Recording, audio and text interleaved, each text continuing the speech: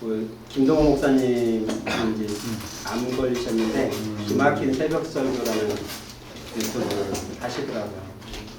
굉장히 팬이 많으신가 보더라고요. 워낙 유명하신 분이라서 구독자도 금방 이렇게 모이시고 또 암 걸린 상황에서 이제 그걸 하시니까 더 절실하게 이렇게 다가오는 것 같아요. 근데 오늘 주제가 창세기 이제 1장부터 쭉 하시는데 창세기 23장이었어요.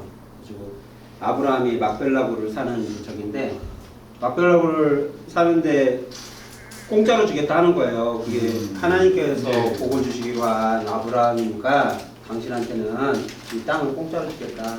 그러니까 아브라함이 무슨 얘기냐, 나는 돈 주고 정당한 대가를 주고 사겠다. 이런 얘기 하시면서 이제 목사님이 제가 평소에 가졌던 그 느낌하고 똑같은 얘기를 하시더라고요. 왜 크리스찬들은 정당한 대가를 안 주려고 할까? 목사님 그 얘기보다는 이 세상에 정당한 대가를 받지 못하는 사람이 너무 많다 이런 얘기를 하셨어요. 목사님은. 저는 이건 조금 하나 더 붙여서 얘기를 하고 싶은 게 유독 크리스찬들이 공짜를 너무 좋아해요. 은혜라는 이름으로. 만약 목사님이 뭘 한다고 그러면 그냥 돈 받는 성도들이 제일 별로 없어요. 근데 저는 일부러라도 받습니다. 왜냐면 제가 보면 이 공짜로 뭘 하면 돈을 모르더라고요. 이거를 그냥 가치가 없는 거. 제가 강의를 할 때도 무료 강의를 잘 안 해요.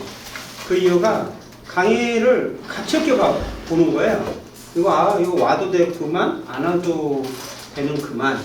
이렇게. 그래서 제가 재능 기부에 대한 강의할 때는 조건을 잘 알아요. 돈은 안 받는데 참석률이 최소한 전원은 아니라도 8, 90%는 나와줘야 내가 합니다. 근데 그런 룰이 없으면 그냥 뭐 안 가도 뭐 내가 대가를 치는 게 아무것도 없잖아요. 그러니까 쉽게 안 오더라고요. 제가 책도 잘 안 빌려줘요. 왜냐면 책은 사서 보세요.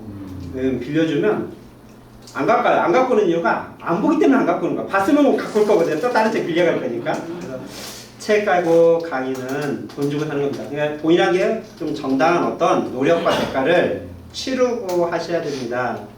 근데 아까 캠프 얘기를 했잖아요. 이 주니어 캠프를 하면서 또 한 번 그걸 제가 느꼈어요.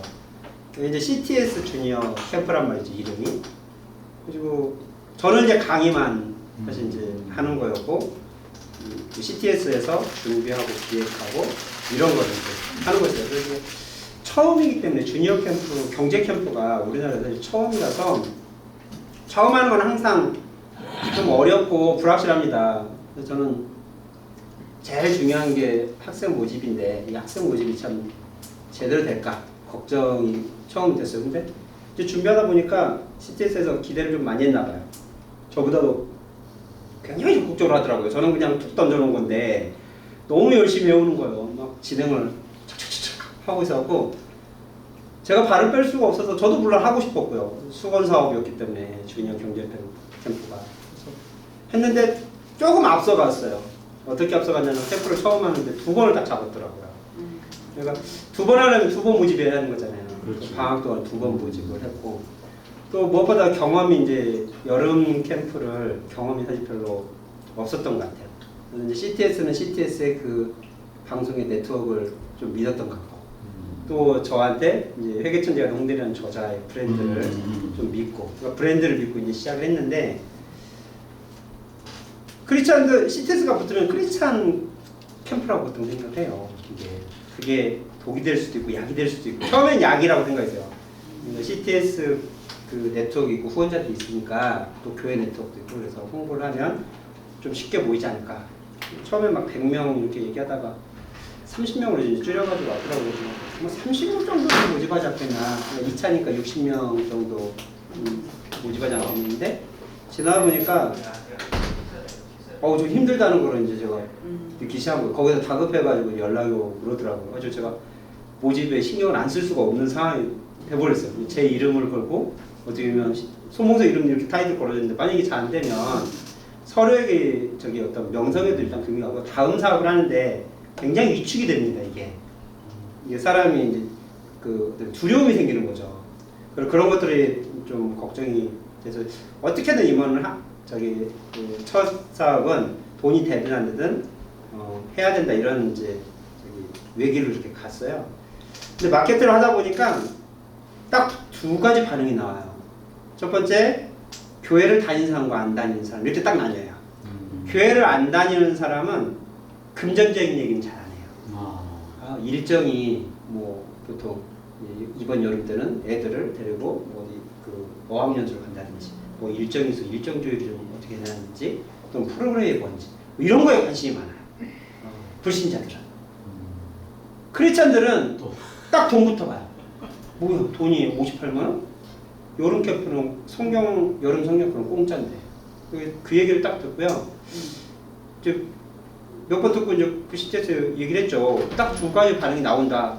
CTS에서도 좀 감정적인 얘기를 하더라고요. 그러니까 크리스찬은 안 좋은 얘기였어요. 너무 공짜 감성. 이걸 좀 더 안 좋게 얘기를 했는데 제가 이제 촬영을 하니까 좀 포장해서 얘기합니다. 그러니까 너무 공짜로 뭘 하려고 한다는 거예요. 여름 성경학교는 돈이 안 들어가는 게 아니거든요. 그거는 교회에서 돈이 들어가잖아요. 이미 헌금을 다 낸 거 갖고 하는 거예요. 내가 직접 돈이 안 나갈 뿐이지. 그게 공짜가 아니거든요.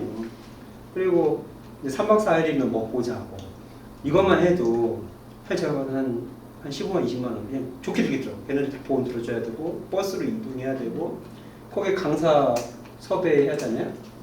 근데 제가 강사 섭외하고 뭐 교통비라도 줘야 할 거 같고 그다음에 재료 교재 다 만들고 이러면 세상적인 그 경기 캠프에서는 한 80에서 100만 원 한대요. 그 정도의 그 프로그램이 3박 4일 정도. 프로그램도 저희보다 훨씬 더 좀 허접한. 그냥 브랜드만 있는.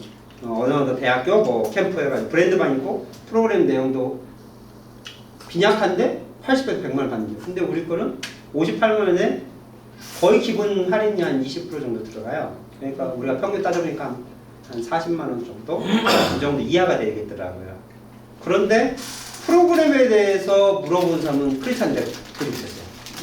가격만 딱 보고 모르게 가격을 비싸게 받아요. 그 말은 어떤 의미가 깔리냐면 뭐야 당신은 뭐 떼돈 벌어? 그래서 제가 이번 캠프 때 제가 들어가는 돈이 꼬아보니까 한 1,000만 원 정도 들어있어요. 제가 강의를 하나도 안 먹고 하거든요.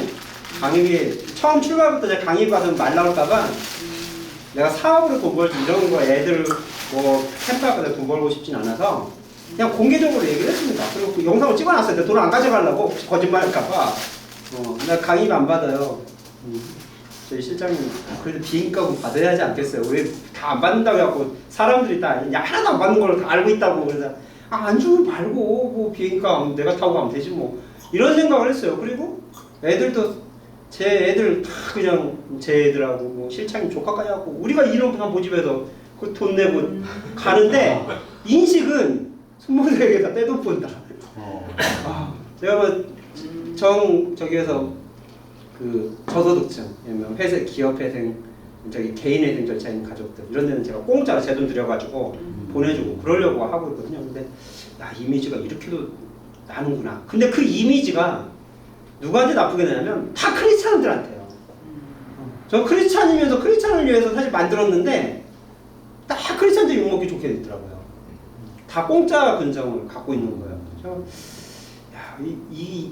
그 자녀 교육, 주니어 경제 캠프에서 제가 화두로 생각하는 목적이 노동의 대가를 느끼게 하는 게 제 자녀 교육에 가장 중요하게 생각하는 거거든요. 애들이 다 공짜로 알아요, 돈을. 부모가 공짜로 돈 주는 자는 거죠. 은행 가면 돈 그냥 주는 자죠. 그렇죠? 애들은 초등학교 이하 들어가기 전 애들은요, 내가 은행에 맡겨놓은 돈을 찾는다는 생각 안 해요. 돈 없다고 그러면 은행감 주잖아, 그래요. 은행감 주잖아요. 그 정도로 공짜라고 생각을 하는 거예요. 그러니까 애들이 공부 안 하는 겁니다. 우리나라 애들 알바 거의 안 하잖아요. 소중고생들이. 선진국에서 중고생이 알바 안 하면 걔 뭐 문제 있는 애예요. 아니 너는 왜 네 용돈을 부모한테 샀어? 네가 일해서 벌어야지. 이렇게 생각하는 게 선진국인데 우리나라는 아마 고등학생이 알바한다고 그러면 엄마가 뭐라고 할 거래요? 야, 네 지금 정신 있는 애야? 또 학교 가려면 대학교 가려면 공부해 이럴 거예요 아마. 그러니까 애들이 이 돈의 가치에 대해서 너무 무뎌요. 그래서 사회 나와가서도 이제 느끼는 거죠. 내가 일한 게 이거밖에 못 받네. 나는 맨날 지금 배워왔던 게 공짜로. 내가 가만히 있어도 돈 나왔는데 뼈 빠지게 일해도 돈이 250밖에 안 되는 거야. 그러니까 원래 그런 건데, 원래 세상의 경제원리가 그런 건데 너무 돈을 쉽게 생각하다 보니까 돈을 우습게 알고 자기가 돈을 못 받는 거를 사회 탓을 하기 시작해요. 그러고 이제 잘 버는 사람들 보면은 다 도둑놈을 생각하는 거예요. 연봉 2천, 3천 받는 사람, 월급 2천, 3천 받는 사람이 왜 도둑놈입니까? 얼마나 열심히 일하는데요, 그 사람들이. 제가 전에 보면 연봉 2천, 3천일 때, 전 진짜 새벽 4시에 일어나가지고 5분 단위로 좀 일하거든요.